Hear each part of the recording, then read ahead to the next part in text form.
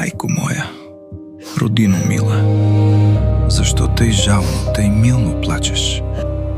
Гарване, и ти, птицо проклета, на чий гроб там тъй грозно грачеш? О, зная. Ти плачеш, майко, за той, че ти си черна рубиня. За той, че твоят свещен глас, майко, е глас без помощ, глас в пустиня. Плачи. Там близо край град София стърчи, аз видях черно бесило. И твой един син, Българио, виси на него със страшна сила. Гарва над грачи грозно, зловещо, псета и вълци вият в полята. Старци се молят Богу горещо, жените плачат, пищят децата.